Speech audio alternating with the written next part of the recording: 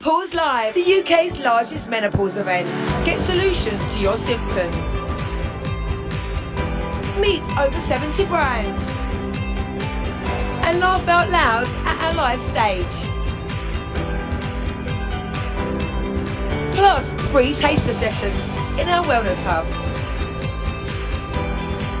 Come and connect with your tribe. Tickets are from just $10.99. Get your sparkle back and head over to pauselive.com. Oh God! What's happened? The most terrible morning. Why? We've got to tell Natalie. We've got to tell Natalie what happened. Well, it was quite a surprising morning. What it was is like, because we film on a Monday morning for this show that's going out on Friday, we actually, I got a phone call saying, I need help from Debbie, because she'd locked herself in the bathroom because there was a big spider who sat down beside her and really frightened Miss Arnold, so that she closed the door and shut it, and that locked it. So I deadlocked it. So I jumped in the shower quickly, grabbed everything, arrived. I know. God. Thank God. Well, we've got to tell you what just happened before we started filming this. I was in my shower, my dressing room, and I was just about to get in the shower, and I saw in my sink the biggest spider in the universe. I shut the door between the bathroom and my bedroom because I thought, I don't want the spider running in there. And what happened next was that I actually locked myself in. I couldn't get out. I rang my neighbour. Thank God I had my phone. I rang my neighbour. They weren't there. So then I had to ring Dee. Then over to you, Dee. I went, hello. So I was standing there with very little clothes on, and by the shower that was running, and I got a phone call. I thought, better pick up. So it was Debbie saying, help, you're going to have to help me. I've locked myself in the bathroom. So I said, well, let me jump in the shower quickly, so which I did.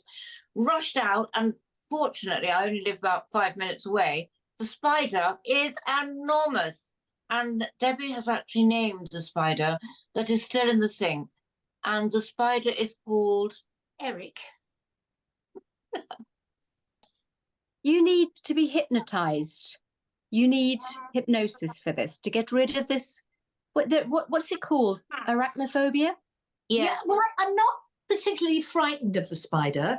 I don't know what to do with it. It made me a bit nervous. I spoke to him, and I said, please don't come out and run all over me because it might freak me out. But he sat there with his little feet going, whoo, and I thought, that's why I shut the door, because I thought I don't want him going into the bedroom and disappearing, because he could come out in the middle of the night and chomp me. So because I have been bitten by spiders before, and so I didn't really want that. So that's why I shut the door of the dressing room. But as you know, with my dressing room, it's sort of like an invisible wall from the bedroom. And I've never really shut it from the inside before. But what I didn't realise, and I have to tell Stevie, who built it, that once you shut it from the inside, you can't get out. Oh, isn't it lucky that you had your phone in there with you? Yes, because if not, I would have been screaming out the window going, help! Anyway, who's our guest today, Dee? Oh, our guest is the lovely Hollie Simpson, who has created our Skin Academy. Hey! Hi, girls. Thanks so much for having me. You're welcome. It's an absolute pleasure, darling. And Hollie Simpson, you have created the Skin Academy. So we want to know all about it. How did you start in this industry, and how did the Skin Academy come about? Okay, so I've been in the industry for 24 years this year, which is You're not old enough. What? You only look 24. I'm 40 next month. So I started when I was 16, so 24 years this year. And I come from a spa and beauty background, but I had a sax salon for 15 years. So I've worked in clinic, day-to-day running of a salon, and all of the challenges that sort of, comes across. So what I wanted to do with my academy was solve a few issues within the industry. So what I wanted to do was improve the lives of everyone in the skin and beauty space. So whether that's results for the consumers, I wanted to get better results non-invasively. I also wanted better working conditions for the therapists and practitioners that were in our industry, so they had better personal growth and professional growth. And then I also wanted to give the salon owners a better sort of strategy for business growth as well. So all my courses for our Skin Academy centres around helping people in the skin and beauty space. That's brilliant. So that's basically what I do in a nutshell. But what I do really is I'm a non-invasive aesthetic practitioner. So all of my methods are non-invasive therapy. So that means that I do everything sort of with machines or techniques that are really healthy for the skin, for physical health, mental health. It improves the lives of the consumers and the skin ultimately. So my skin practitioner course is quite unique in the way that I teach. I teach all about the skin science, all of the influential factors of the skins, from sort of the technology to the ingredients to the lifestyle factors. But then I actually coach the practitioners and the salon owners as well. So they have contact with me. I do online sort of Q&A calls. So it's quite a unique course that I sort of deliver. And it's more about supporting the industry rather than just giving someone a course and, you know, a day's course or an online course and then leaving them to get on with it. I'm very much involved in the implementing of these new practices. So it's a quite involved and support. I suppose I support the people that are in my academy. Hollie, what I think is usual sort of Hollie, training what's very important these days, I think, is that kids are being very much pushed to go to university, to do this, to do that. And you started at 16. I think it's so healthy for kids, you know, to do this when they're very young, that because it used to be kind of a stigma. Oh, you're not going to be, so you're just going to be a beautician. But it's not just a beautician, because most of my, you know, if you like, daughters' friends or whatever, who all started in the beauty industry when they were very young, are now the only people that have got their own homes, that have got their own businesses. The people that went to university have got nothing.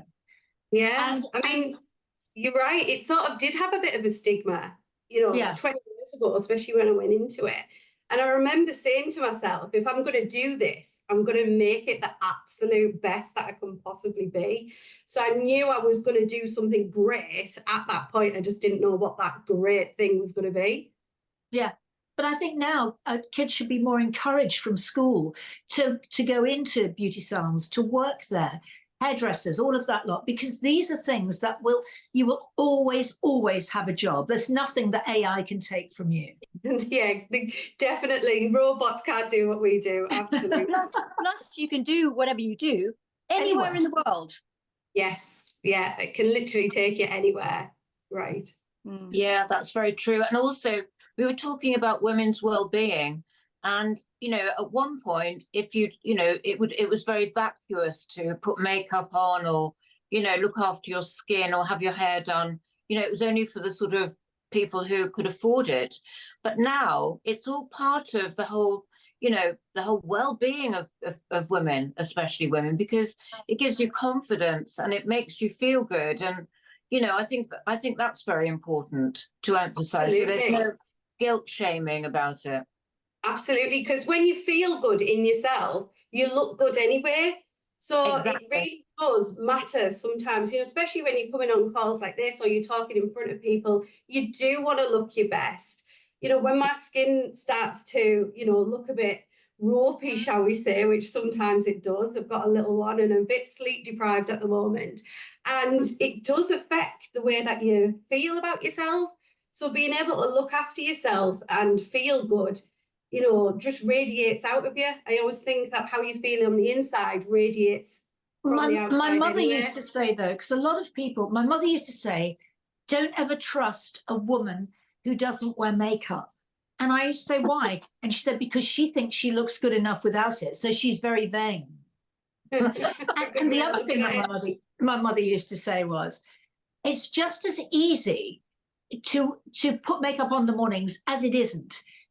So, it takes 2 minutes, doesn't it, to get dressed, wash your face and put a bit of foundation on and put a bit of mascara on and rush out the door, as opposed to the people that just don't do anything. And when I see them, I really get angry and think, God, you could make so much of yourself. And they go, oh, no, because they obviously think they look good enough and they don't.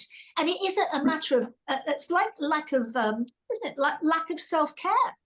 Yeah, absolutely. Because looking after yourself, you do get that sense of, well-being and feel-good factor, isn't it? I mean, without makeup, I look like a boiled egg. You sound like that. Because I'm so fair, my eyebrows disappear, my eyes disappear. I look horrific. No one needs to see that. But I don't necessarily agree that I've got a couple of friends who don't wear any makeup and they are absolutely gorgeous. Maybe a tiny bit of mascara or something. Well, there you go. Wear anything. Tiny bit of mascara. Yeah, not even that. They look fabulous. But they will do something, Natalie, to their skin. They really will. They'll put some moisturizer on or sunblock on. They'll do something. Oh yeah, maybe that moisturizer. Yeah. But I think one of them I can think of is incredibly healthy and walks and runs and plays netball and does all these. Little bit younger than me, but not much. But looks fabulous because just that healthy glow all the time. Yeah, exactly. But I'm saying the people that I'm talking about, and my mum would, people that just don't bother. That like their hair is lank, and that this people that you're talking about that look great. They've got lovely hair. They're very healthy looking. It's a different look, but it's still very groomed, isn't it? I suppose it is. Yeah. But I mean, I'm talking about the people that just like, if I went out without any makeup on and whatever, I wouldn't feel right anyway. I think it's all down to the individual, isn't it? I think, Hollie, we were talking about this, weren't we? That it's very much an individual sort of choice. And I think the thing that you were really worried about, Hollie, is that, kids, really young girls of 18 are getting Botox and having their lips done because of the influencers and the Kardashians and people like that are encouraging them to have very invasive treatment at an early age. And although we're not against that, we're very, for having whatever you want. I think there's got to be some sort of regulation around it, a bit like the regulation about people giving, treatments to people if they're not qualified. Yeah, absolutely. And I think it's such an important topic for youngsters, young adults, because there is all this sort of influencer world now, and we're in this Kardashian era, aren't we, where everyone wants to look like a Kardashian. It's a bit like what I call the Barbie era that I grew up with, that everyone wanted to look, like a Barbie with this skinny waist and long legs and long blonde hair. Unfortunately, I was none of those things. But the worst I could do was, put a bit of bleach on my hair. But now, the youth of today are having all of these injectable treatments at a really young age, which do have an impact on their skin and their features long term.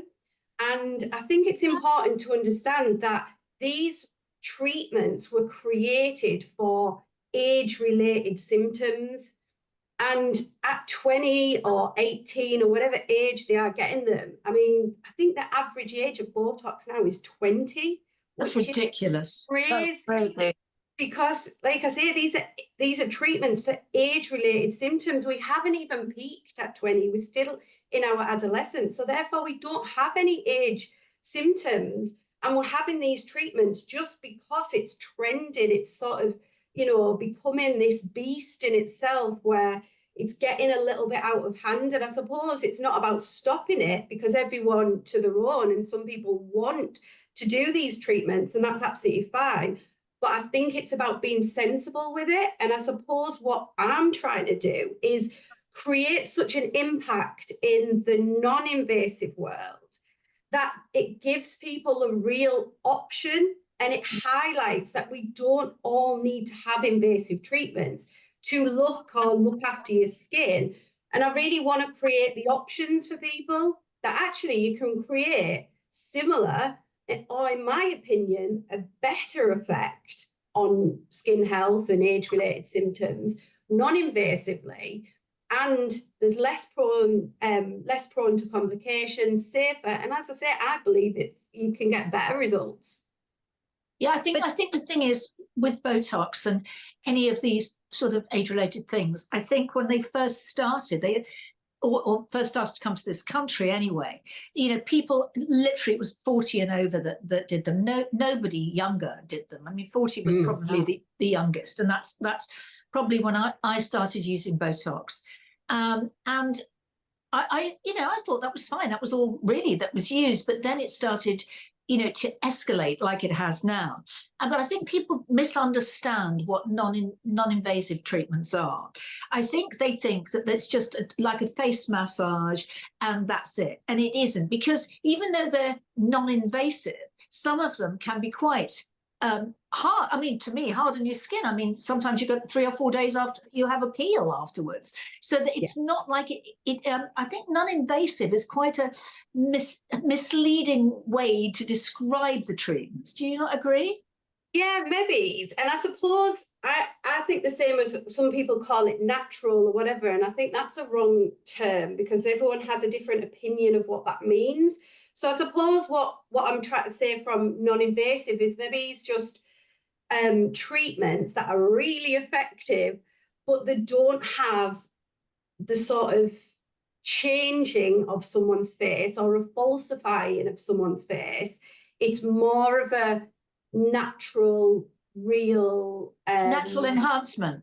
Yeah, I suppose. So we're looking at the skin health, but also we do look at structure, because a lot of now Botox and fillers and things do work on the structure of someone's face, or the muscles underneath. That's what Botox is for. It's actually for the muscles, not for the skin.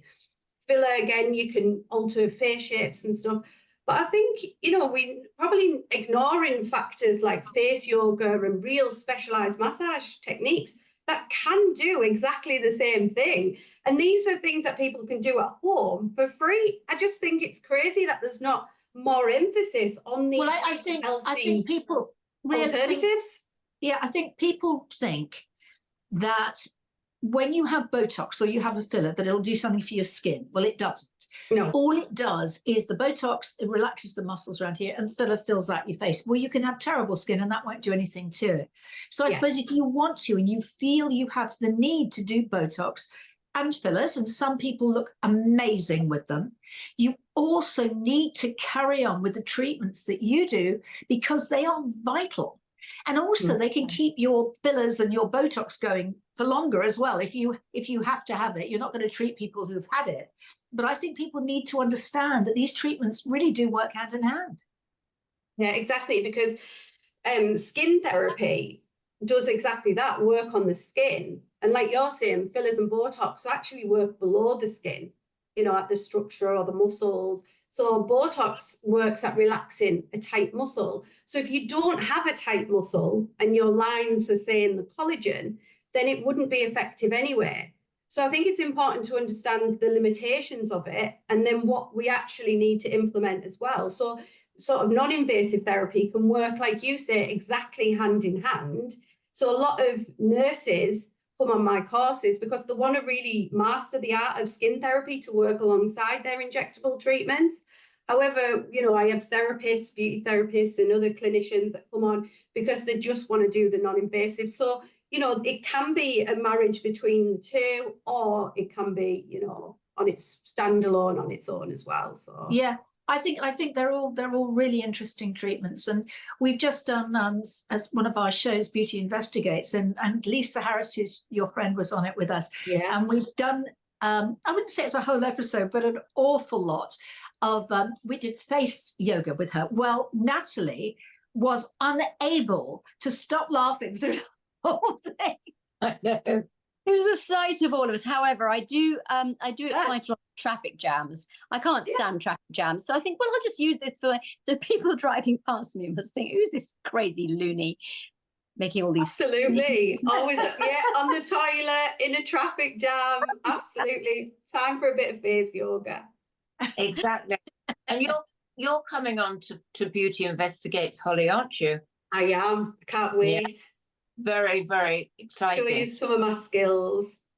Absolutely. So that's going to be great. So what do you, I mean, you said to me that when you set out to create Skin Academy, you wanted something, you wanted to have a mission, a goal, I did. an end game. What is that? So when I set up the academy, like I said, there was a few things that I thought wasn't quite right in the industry, and I felt like there needed to be a little bit of a positive change. And I thought, who else to do it than moi? So my end game is to leave the industry better than I found it, and that's for the health of people, that's for the lives of people, just the industry standards. And even just general knowledge and understanding of skin. But I want that information to filter down to the consumers as well. I want skin to be more understood by the everyday person. So then we're not going for treatments that we don't need. We're not going to be damaging, the skin or having treatments that are more detrimental. Because there's this terrible trend where teenagers are now using really active ingredients as well. And this is another thing. Acids and retinols that have, again, for age-related symptoms and other, conditions in the skin. And teenagers are using them with perfect skin and then damaging, their barrier function. There's But they've been given this word, haven't they? Preventative treatment, that is prevention, and all these words. And even my daughter was saying that she wanted to have it done, and she hasn't got a line on her face. She's so beautiful. And I think that's how it's been spun. When we're talking preventative, I think what we really need to understand is what is preventative and what isn't preventative. So Botox and filler doesn't prevent any age-related symptoms. However, if you wanted to manage your stress levels and sleep better, that will prevent aging. Using an SPF will prevent aging. However, Botox only relaxes a stressed muscle, a tight muscle. If there isn't a tight muscle, it doesn't do anything.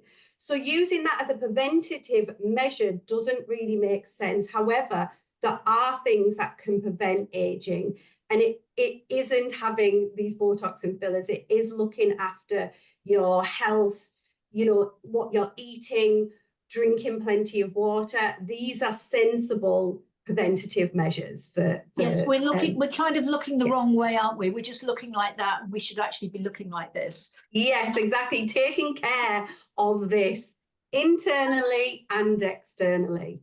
Well, that's a good place to leave it, actually, Holly. Yeah. You're wonderful. Thank you so much for joining us. And we Thanks, hope to see you ladies. very soon on the other side, meaning on Beauty Investigates. Oh, absolutely. I can't wait. Can't wait. Absolutely. Holly. And we'll see you soon. Thank you. Yeah, thanks, ladies. Bye.